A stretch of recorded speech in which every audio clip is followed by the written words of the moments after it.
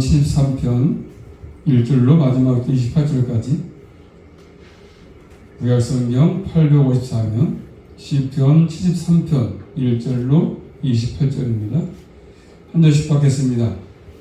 하나님이 참으로 이스라엘 중 마음이 정결한 자에게 선을 행하시나 나는 거의 실족할 뻔하였고 내 걸음이 미끄러질 뻔하였으니 이는 내가 악인의 형통을 보고 오만한 자를 질시하였음이로다. 저희는 죽는 때에도 고통이 없고 그 힘이 건강하며 타인과 같은 고난이 없고 타인과 같은 재앙도 없나니 그러므로 교만이 저희 목걸이요 강포가 저희의 입는 옷이며 살찜으로 저희 눈이 손안하며 저희 소득은 마음의 소원보다 진하며 저희는 능용하며 악하게 압제하여 말하며 거만한 말하며 저희 입은 하늘에 두고 저희 혀는 땅에 두루 다니도다. 그러므로 그 백성이 이리로 돌아와서 잔에 가득한 물을 다 마시며 말하기를 하나님이 어찌 알랴 저 귀 높은 자에게 지식이 있으랴 하도다.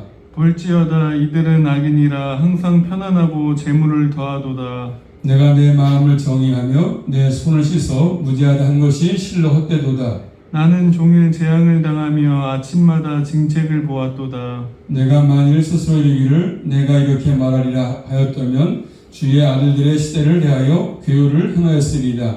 내가 어찌면 이를 알까 하여 생각한즉 내게 심히 곤란하더니 하나님의 성소에 들어갈 때야 저희 결국 내가 깨달았나이다. 주께서 참으로 저희를 미끄러운 곳에 두시며 파멸에 던지시니 저희가 어찌 그리 졸지에 황폐에 되었는가 놀람으로 전멸하였나이다. 주여 사람이 깬 후에는 꿈을 무시함같이 주께서 깨신 후에 저희 형상을 멸시하리니이다. 내 마음이 산란하며 내 심장이 찔렸나이다. 내가 이같이 우매에 무지하니 주의 앞에 짐승이 오나 내가 항상 주와 함께하니 주께서 내 오른손을 붙드셨나이다. 주의 교훈으로 나를 인도하시고 후에는 영광으로 나를 영접하시리니 하늘에서는 주 외에 누가 내게 있으리요 땅에서는 주밖에 나의 사모할 자 없나이다. 내 육체와 마음은 세잔하나 하나님은 내 마음의 반석이시오 영원한 분기시시라.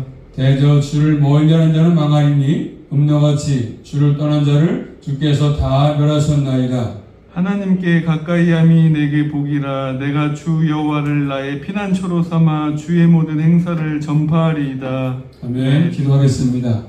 하나님 감사합니다. 한동안 동안 사랑하셔서 은혜 가운데 붙잡아 주시고 또 저희들 복된 자리에 불러주심으로 아버지 앞에 나와서 예배가 하시니 감사합니다. 예배를 통해서 하나님 영광 받으시고 우리 모두에게 말씀으로 은혜로 충만하게 하심으로 한 주간도 말씀 붙들고 승리의 삶을 살아갈 수 있도록 함께 해주시옵소서. 예수 그리스도 이름으로 감사하며 기도 올리옵나이다. 아멘. 제목 따라하겠습니다. 하나님께 가까이 함이 하나님께 가까이 내게 함이 복이라. 내게 복이라. 시편 13편부터 89편까지가 제 3권입니다. 3권은 대부분 아삽이 쓴 것으로 되어 있으나 아삽의 시다 되어 있거든요. 아삽 떠는 얘기 아니라 그 후손까지 포함해서 이렇게 보면 되겠습니다. 자, 오늘 말씀 보니까 73편도 보니까 아삽의 시가 되어 있죠. 아삽의 시. 이 아삽은 네 자손입니다. 그리고 베레가의 아들로서 항상 노래한답니다. 해만의 오른쪽에서 항상 직무를 행했습니다. 오늘 말하면 찬양가겠죠. 찬양가 하는 사람들. 또 노제금을 크게 치는다 되어 있습니다. 노제금을 크게 치는 자. 이렇게 다루면서 찬양했던 사람입니다. 역대상 16장 4절 5절 말씀 보니까 이렇게 말씀합니다.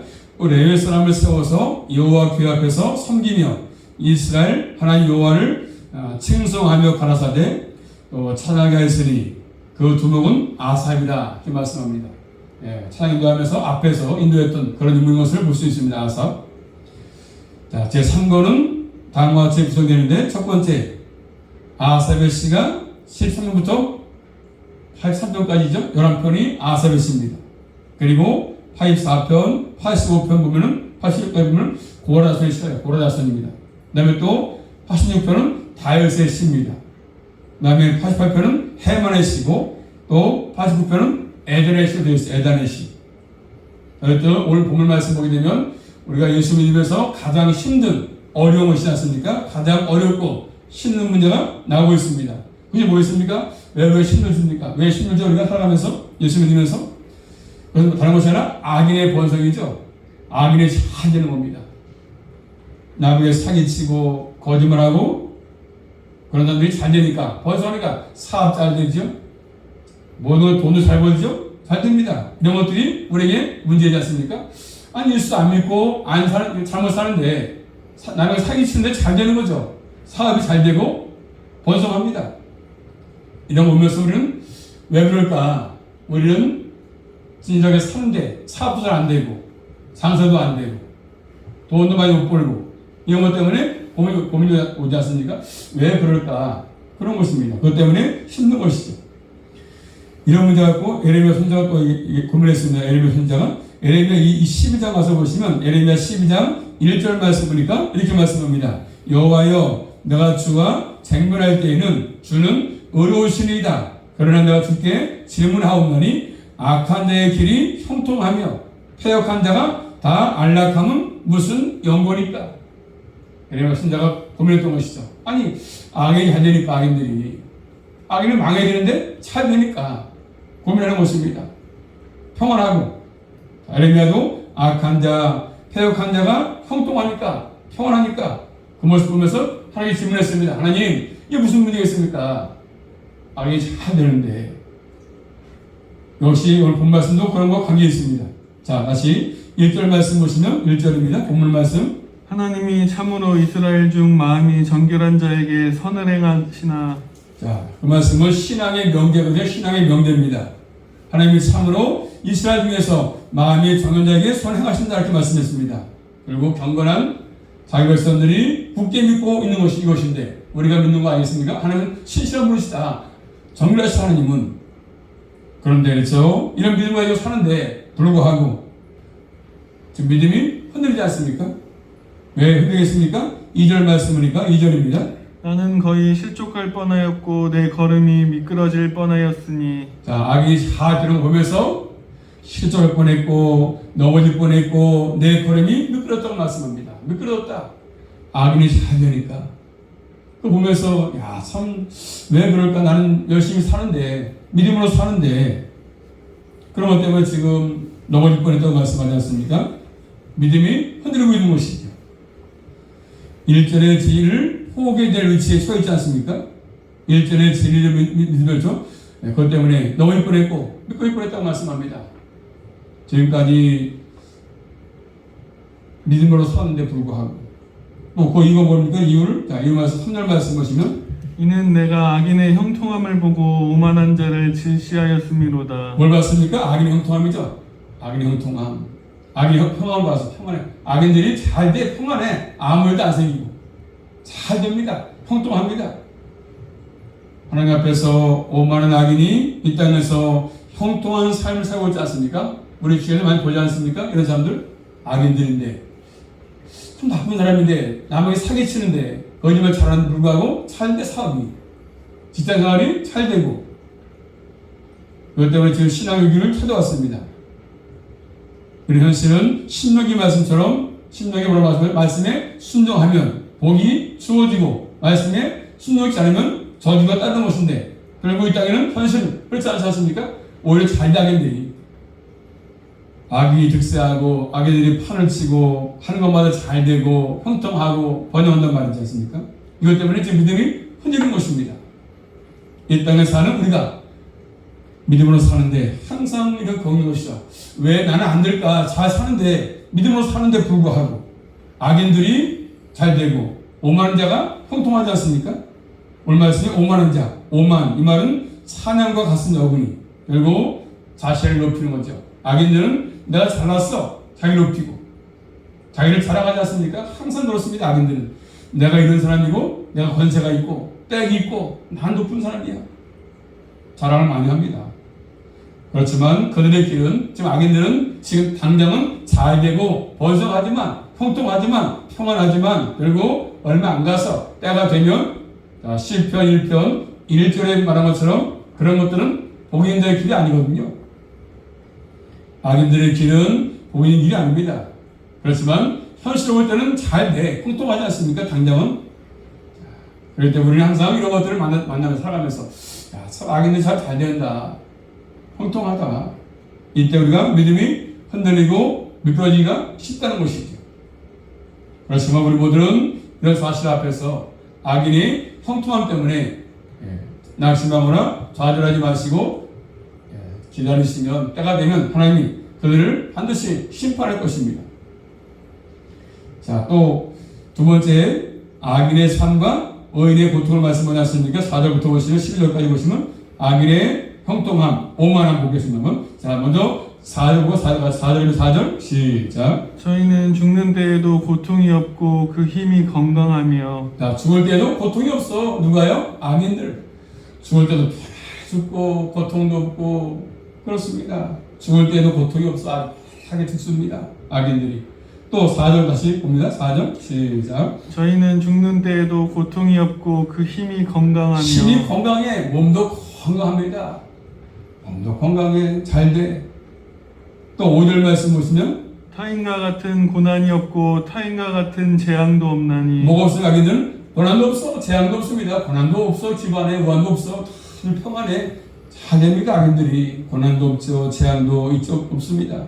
또 6절 말씀 보시면 그러므로 교만이 저희 목걸이요 강포가 저희의 입는 옷이며. 자, 그러다 보니까 저희의 목걸이가 교만이 목걸이야.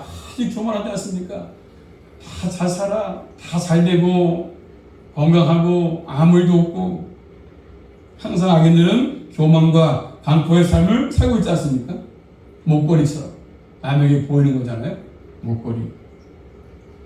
치당한 거죠. 무학이 몸을 취하는 것처럼 자기를 내세우고 자랑하고 광기를 부리고 방탕한 생활로 옷을 입고 아주 매우 품위 있게 그런 삶을 사는 것이죠. 악인들이 이 땅에서 멋지게 사는 것이죠. 또 7절 말씀 보시면 살찜으로 저희 눈이 솟아나며 저희 소득은 마음의 소원보다 진하며. 자, 살찜으로 저희 눈이 솟아나고 저희 소득은 마음의 소원보다 더 많다. 자, 살이 쪄서 눈이 솟았다는 말씀 뭡니까? 거만한 태도죠. 거만한 태도. 살찌니까 모든 게 풍성하니까 거만해지는 것입니다. 소득이 마음의 소원보다 더 많아. 더 잘 벌어 돈도 많이 벌지 않습니까? 막 따라와 돈이. 상상을 초월하죠. 그런 생각들은. 또 이어서 8절입니다. 저희는 능용하며 악하게 압제하여 말하며 거만히 말하며. 저희들은 능욕하고 악하게 압제해서 말하고 높은 데서 거만하게 말하고 있습니다. 자, 다른 사람을 비웃고 폭언하고 폭력하고. 또 이어서 9절 말씀.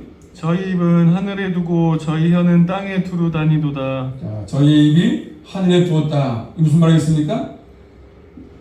하나님을 비방해도 아무런 일이 안 생겨. 땅에서 다른 사람을 비웃지 않습니까? 악인들은 비방해도 아무 일도 없습니다. 혀를 땅에 두는다는 말씀은 이 땅에 다니면서 마음대로 자기 마음대로 말을 하는 거지 함부로 말합니다. 그걸 말하고 있습니다. 그래서 10절 11절 말씀 보시면 그러므로 그 백성이 이리로 돌아와서 잔에 가득한 물을 다 마시며 말하기를 하나님이 어찌하랴 지극히 높은 자에게 지식이 있으랴 하도다. 하나님이 모를 것이다. 내가 하는 것들, 내가 행동하는 모든 것들을 하나님 모를 거야. 하나님 어떻게 하겠어? 지식 없는데. 이렇게 지금 악인들은 자신의 교만과 이런 것들을 내세우면서 함부로 말하면서 하나님을 모욕하지 않습니까? 악인들의 번영, 형통함, 이웃교에서 그렇죠. 많은 분들이 그런 것들을 쫓아가지만 결국 그들의 말로는 결국 망할 수밖에 없는 것이죠. 또 이어서 12절 말씀 보시면 볼지어다 이들은 악인이라 항상 편안하고 재물은 더하도다. 악인들이 항상 평안합니다. 그리고 재물이 불어나.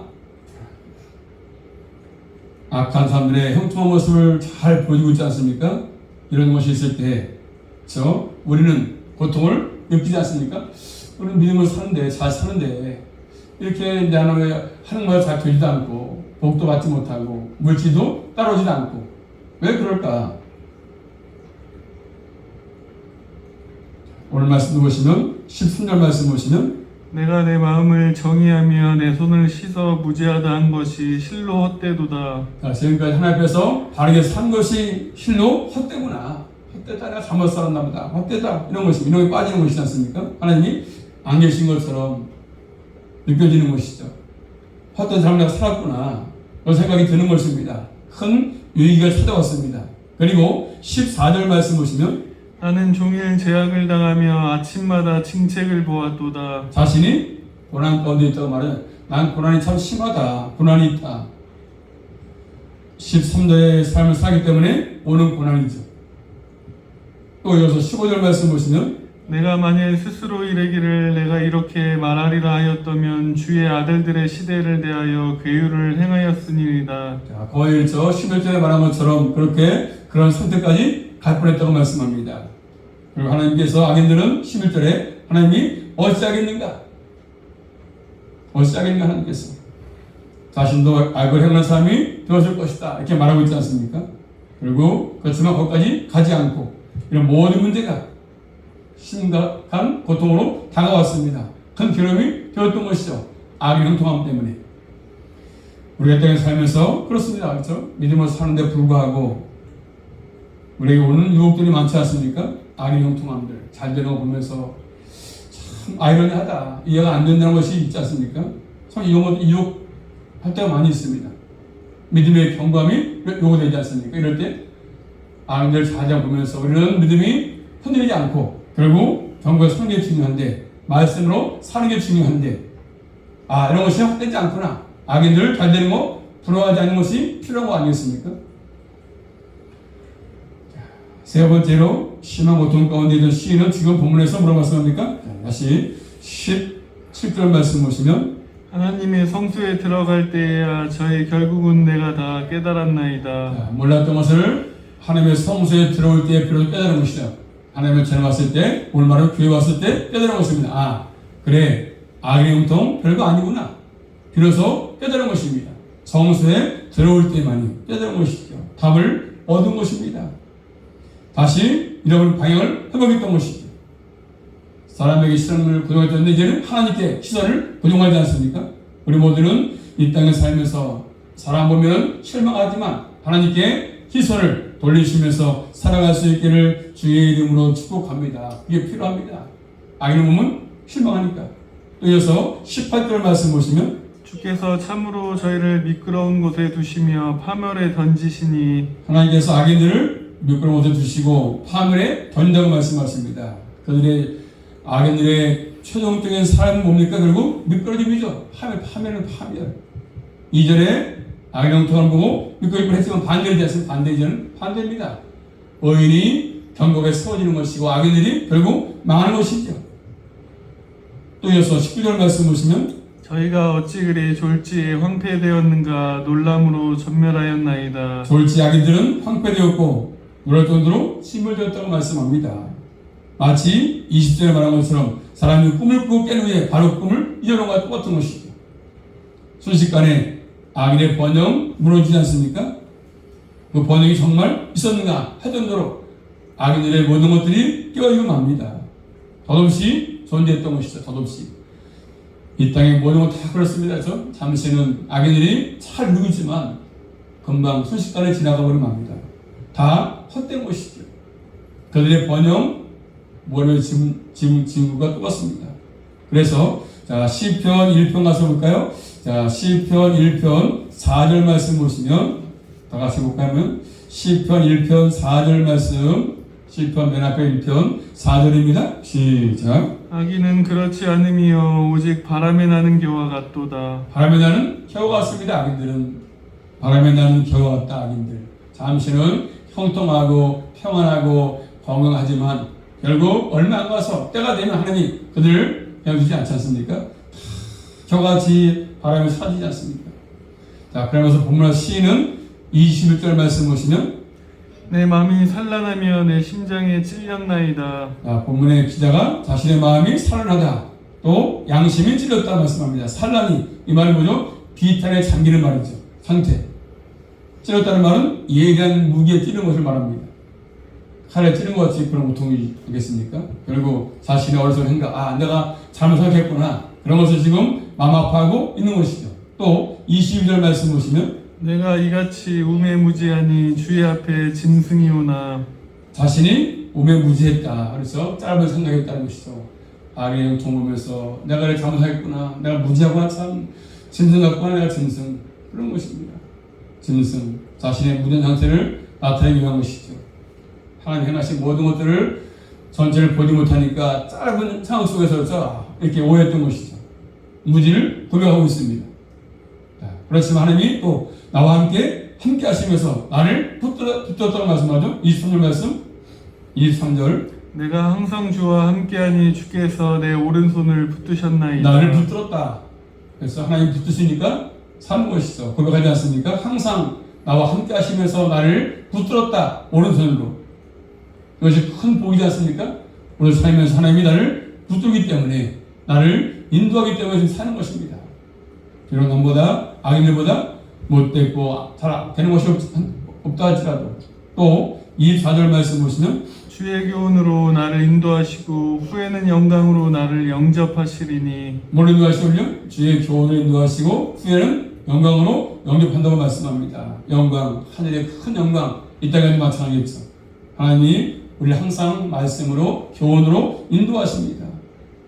그래서 말씀을 들으면서 깨닫는 것이죠. 아, 그래, 내가 잘못 생각했구나. 악인 단전을 보면서 내가 잘못했구나. 이런 것이죠. 자, 그러면서 본 말씀 25, 26절 말씀입니다. 시작. 하늘에서는 주 외에 누가 내게 있으리요 땅에서는 주밖에 나의 사모할 자 없나이다. 내 육체와 마음은 쇠잔하나 하나님은 내 마음의 반석이시요 영원한 분기시시라. 아멘. 핵심이죠. 본 말씀은 핵심입니다. 하늘에서는 주밖에 내가 누가 있겠느냐. 땅이나 하늘에서 다 주밖에 없다고 말씀하죠. 사모할 자가 주밖에 없다고 말씀합니다. 주님이 영원한 동이시기 때문에 그렇습니다. 자, 본문의 기자는 이제 하나님밖에 없지 않습니까? 하나님. 하늘에서나 땅에서나 하나님만 보이는 것입니다. 우리 모두도 이런 것들이 필요하지 않습니까?